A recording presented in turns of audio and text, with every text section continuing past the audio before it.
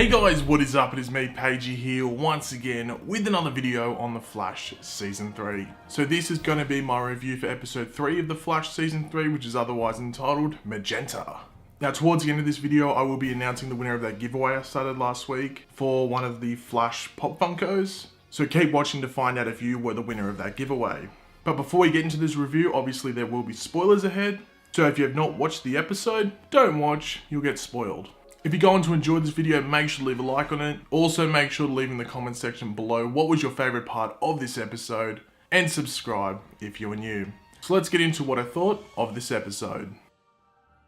To start off, I love the fact that the new intro narration with Barry speaking over everything now includes Zoom, the multiverse, and Flashpoint as well. And you never know, throughout the season they might add new ones as well. The date between Iris and Barry was sort of awkward, but really highlights how difficult it is for them, not just Barry to live, like a regular domestic life, but both of them together as he is the Flash.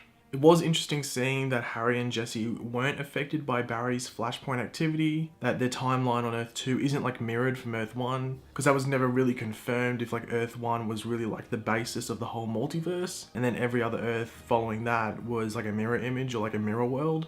So at least they confirmed that, so the other Earths aren't affected by it. You could see the shock as well as disappointment on Wally's face when Jessie arrived and showed off her speed.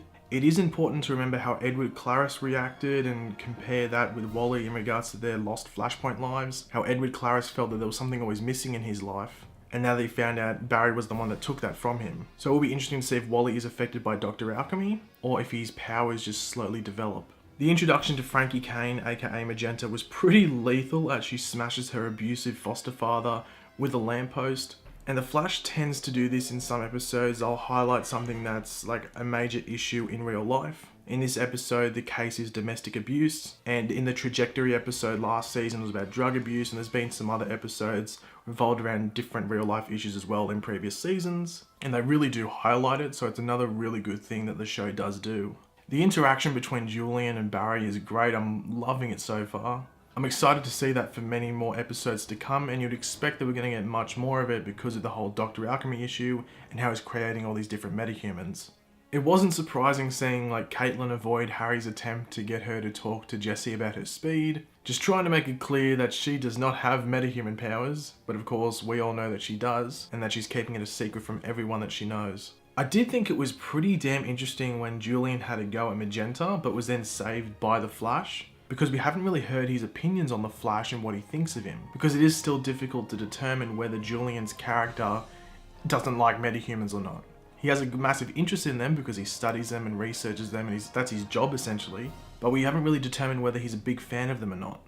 I loved seeing Earth 2 Wells learn of the Flashpoint timeline and how Dr. Alchemy is using it to create these new metahumans such as Magenta. I just thought it was hilarious the way he reacted and was just treating Barry after that. I think it's good they are only giving us small scenes with Dr. Alchemy, and not longer scenes like over 30 seconds or a minute, which give us too much of the villain, which other shows tend to do.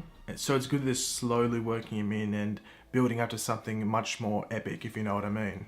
You could sort of feel bad for Wally, but then question why he would go to the extreme measures he was going to get his powers. Putting his life on the line by jumping in front of that car. Because what if he'd waited until he was by himself after learning what Jessie did to get her powers, and then decided, you know what, just stuff it, I'm going to jump in front of a car and see if I get my powers. Bit of an extreme measure for Wally, but you can just see how desperate he is to get them. But even then, towards the end of the episode, he sees that sometimes having metahuman powers isn't that great, because he saw the struggle that Frankie was going through when Magenta was trying to take over her body. Now, was I the only one that thought it was pretty funny that all of Team Flash had panic buttons installed on their phones, just due to the fact that they kept on getting kidnapped? I think this was like a running thing on social media. It's like, why isn't there like an alert measure or like a tracking thing on all their phones and stuff like that?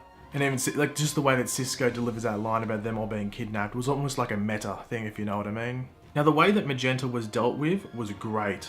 It's a perfect representation of the Barry Allen character, trying to sort it out with words rather than unneeded violence. It did make sense with this character because it's a character that's struggling with a split personality rather than a character that is just plain bad and just wants to set out and do evil stuff. The emotional part of the episode definitely came with Harry and Jesse's talk at the end, when Jessie is also given her speedster suit. Now this is actually a Trajectory suit from last season, just with some alterations. Like she's got like a black Flash logo now. So instead of like Barry's gold lightning bolt, it's now got a black one with a white background. But when we finally see her wear it, you'll see that it actually is Trajectory's suit. But they might make some even more alterations. They might have it short sleeved or something, who knows. That end credit scene though was insane, with the security footage of the rival being killed.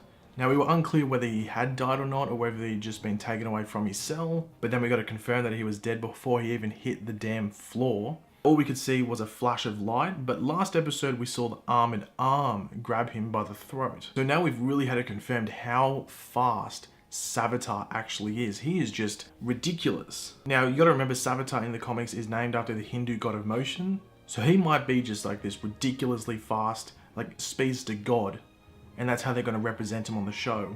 But just looking back on that security footage, you couldn't even see his arm or anything like that. It almost looked like just like some sort of like pixie ball or something just floating through the air, killing the rival. It was absolutely insane. I cannot wait to see Savitar in his full form, hopefully around episode 6 or 7, because that's usually when they introduce the big bad for the season. But overall, I thought it was a really solid episode. You could argue that's a filler episode because it's got that sort of villain of the week formula thing going on, but overall it adds to the larger context of the story throughout the season. And Team Flash actually learned throughout this episode about how Dr. Alchemy lures in these new metahumans by getting into their dreams and giving him these weird visions of their Flashpoint selves. But thanks for watching, guys, but let's get into the giveaway for last week. The winner is actually Lauren. Now Lauren will get a choice of the Flash, Zoom, or Reverse Flash in the form of a Pop Funko. Now we'll do another giveaway next week revolved around the Flash, so just keep your eyes out for that as well.